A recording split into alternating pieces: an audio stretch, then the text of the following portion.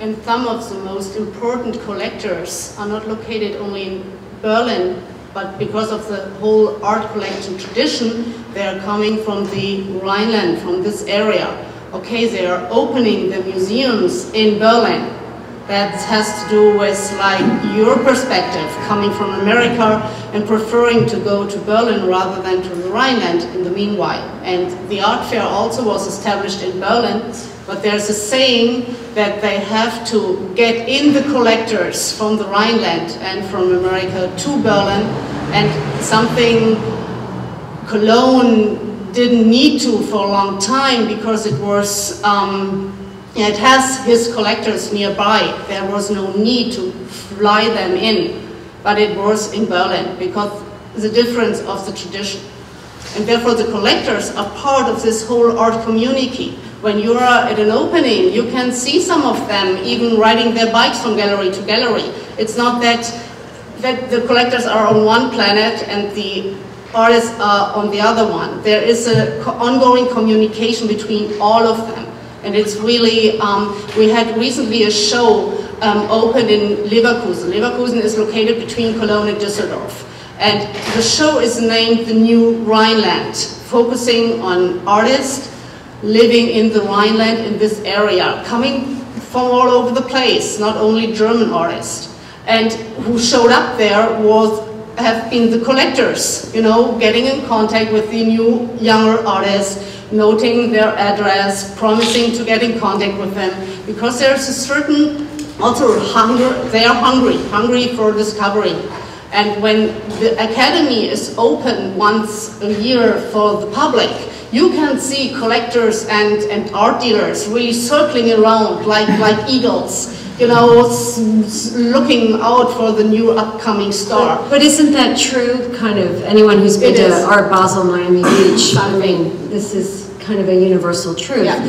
But what I found interesting was, Stefan, your earlier comments about collecting habits of mid-career artists, especially through the ups and downs of the economy. You used an example about 2 shows that you had and how you can kind of tell how you're doing if the economy is tough and where you're selling. Because you have certain collectors who continue to collect you even when economic times are a little more difficult. And you seem to think that had to do with the difference in collecting habits of German collectors in the Rhineland. Yeah, or I'd say in the Rhineland, because like Birgit said earlier, it's really different in Berlin. It's not the same. Berlin really needs to fly in people to buy things from Cologne and Dusseldorf. They go there because it's kind of cool, or there's a good gallery, and it's fun to go there. But these people still live in the Rhineland. And I noticed over the years, whenever economy was doing not so well, worldwide, recession times, that in the Rhineland I would still always have collectors who would be able or who would be willing to buy art even in bad times. And I just noticed that, and it's good. I like it. And that was, I mean, that was in Berlin.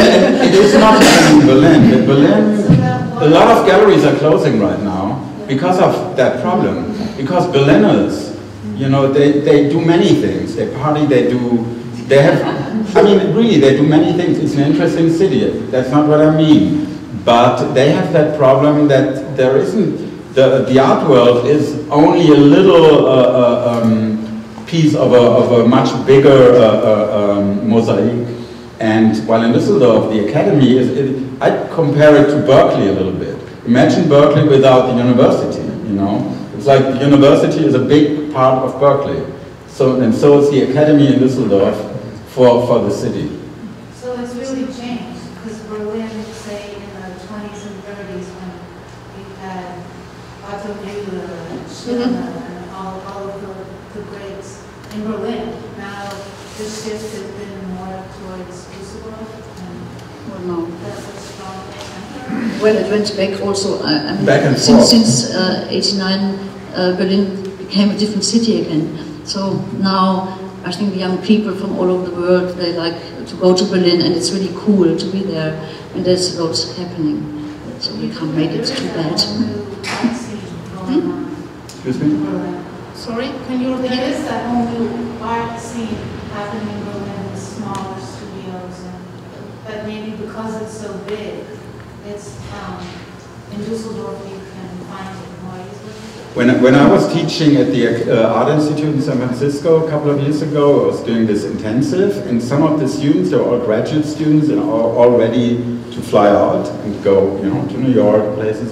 And some of them wanted to go to Berlin because, of course, they've heard, you know, rent is really cheap there, lots of stuff going on, lots of galleries and all that. But when they asked me to, whatever, help them or, you know, tell them what to do, I felt really, I would have felt guilty to tell them to go to Berlin, because it would have meant there are these young kids, they disappear in a city of whatever, how many million people, with like an art world that isn't much bigger than the one in Dusseldorf, where I could tell them exactly where to go, what to do, and they'll meet all the people right away and not in 5 years if they ever make it, or if they ever, you know, want to wait that long. So, you know, that's just like the picture. It doesn't mean there isn't, you know, let's say if you're an established artist, you could move to Berlin and it's great. But I would have difficulties to send a young artist just out of art school to Berlin and say, okay, go and make it.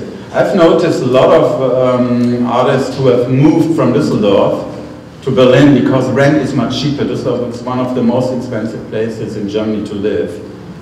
Because of, you know, whatever, it's, I think, rank #2 in Germany, just behind Munich and up there with some other cities like Frankfurt and Cologne, so rent is super expensive.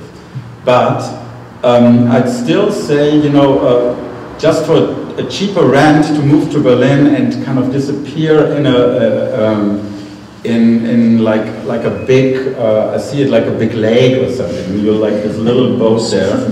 And, you know, the same size boat in a much smaller lake, you know, will be visible. The American expression is a big fish in a small pond. Okay. Thank you. But I do wonder what is the average, I mean, it would be interesting to have some real numbers here, like what is the average life expectancy of a gallery in Berlin? I mean, are these, you know, it seems to have a very lively, atmosphere, but like how much is it because of the turnover and because of the transients in the city? Do you have any sense, Birgit? I don't know. I don't want to be pessimistic, but in Berlin, the moment it's not very long. But it changes. I mean, Berlin changes every year, so we don't know its future. So as long as they can keep the Rhineland collectors coming up, and, I mean that seems to be part of the ecosystem. I mean, that's really interesting. And the American collectors, right. And that's the other problem with recession here. You know, they're not going to Berlin, mm-hmm. Or has anyone been to Berlin recently and bought some artwork? Anyone? Yeah, it is a problem for Berlin, and that's why many galleries are closing right now. But that was also the fascination of Berlin. You know, once it was accessible again after the wall came down, of course everybody wanted to get there. And a lot of galleries were closing down in the Rhineland because they thought, okay, we have to be in Berlin where everybody is going to. You know, the American collectors were fascinated by a new capital really growing before their eyes. But in the meanwhile, some galleries are coming back to the Rhineland, or like Stefan said, a lot of artists also are coming back to the Rhineland because they feel more connected somehow. It's pretty rough environment in Berlin. It's really different. And the Rhineland is characterized by a certain atmosphere of, you know, everybody can live his own life and nobody is interfering with it. It's a saying in Cologne that, you know, everybody's just different and we accept these differences as long as it's not touching my well-being. And this is creating a whole really welcoming and really pretty warm atmosphere people feel attracted to. And therefore we have all these students coming to the academy from all over the world, like the Japanese are there, a lot of Eastern European are there. And it's still this international melting pot in a certain way. Also melting pot with professors. They're coming from all over the places. They're not like, yeah, they're not all German professors. And I think that is also a certain characteristic from this area as well. So the Kunstakademie has had a pretty long stretch of being, you know, the top art school. I mean, is it possible for that to kind of continue indefinitely, or what challenges do you see the school facing in this age of changing technology and more artists turning to alternative media and to, you know, more ephemeral type projects? Is there... That's a very interesting question in the moment. I don't know whether it's not a little bit too specific, but the director before Tony Craig, he didn't like computers at the Art Academy at all, and he wanted everybody doing traditional techniques, and everybody hopes that Tony Craig will now change that. In the meantime, there is established a very good school in Cologne for media. So there's a very good exchange, and a lot of people have studied in Cologne as a postgraduate, like afterwards. Postgraduate. Postgraduate, in addition to their art studies on the Dusseldorf Academy. So. But recently there was a museum or a collection open to the public, focusing mainly on video art. It's a Julia Stoschek collection. It's pretty unique. I don't know. Video art has a pretty tough time, still has a tough time in Germany, and Julia Stoschek is collecting only video art. And I'm sorry, you're talking about like video art from the 70s, like video, or are you talking about time-based media? No, it's time-based media. Yeah. She's very contemporary. She is, yeah, and she's open to the public, and I think that's also, you know, a possibility for the students to get, access to this kind of artistic vocabulary, what's pretty unique as well.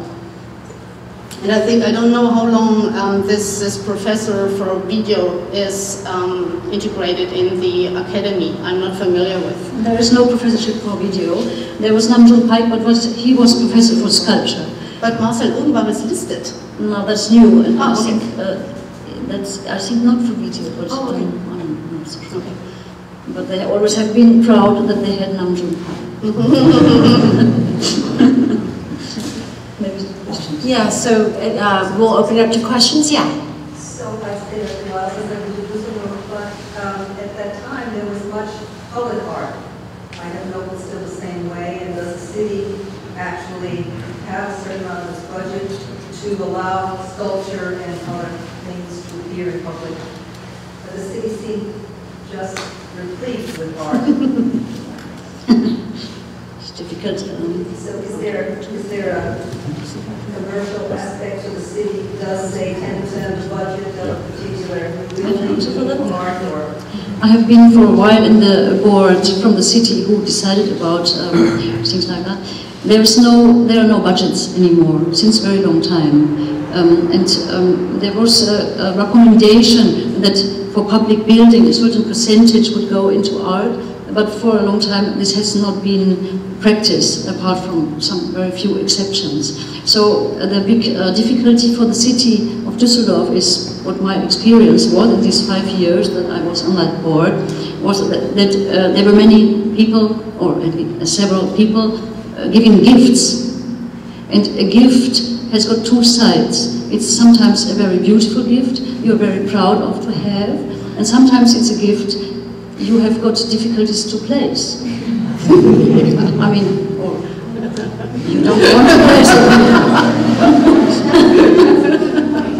What are the philanthropic sort of attitudes in Dusseldorf? Like, do people do private collectors give to institutions to use as an educational, opening up visual dialogue to the community? Does it work the same way it works here? Yes, I don't know whether it's the same, but I don't know it. But I think it's not only educational reasons. I think people give their work to the museums also because it's prestige, and it's a very good reason. It's not a bad reason.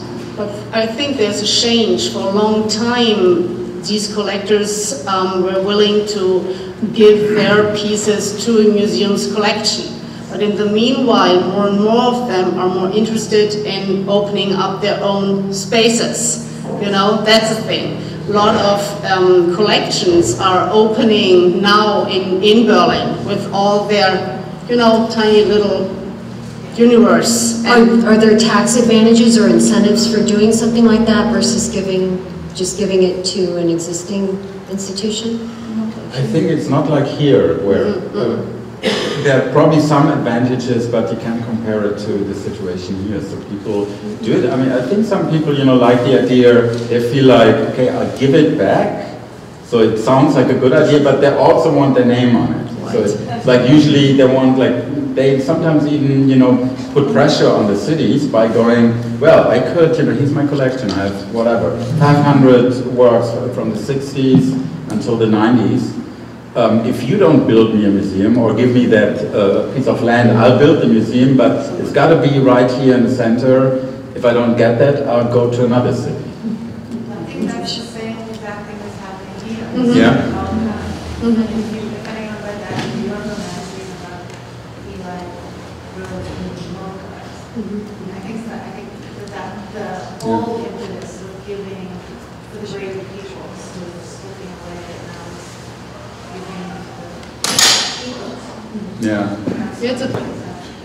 I think it's kind of a problem, because in the moment the communities don't have any money anymore to support their museums, and like we said, we have 200 of them in our area somehow needing support. And now when these collectors are opening up their own museums, they are not willing to support the collections anymore. And of course, their finances are way better situated than the community's budgets. And therefore, you know, there is this shift going on. We kind of, it's kind of new, and we all don't know exactly how to react and how to deal with it. Any further questions? Yeah. Just a quick question. What does Anselm Kiefer fit into this? He studied in Dusseldorf. Yeah. He was a student of Joseph Beuys, actually. Oh, really? Yeah. Yeah. And lives in France and does big paintings. It's showing in New York. Yeah. Any other questions or comments? Thanks very much for coming.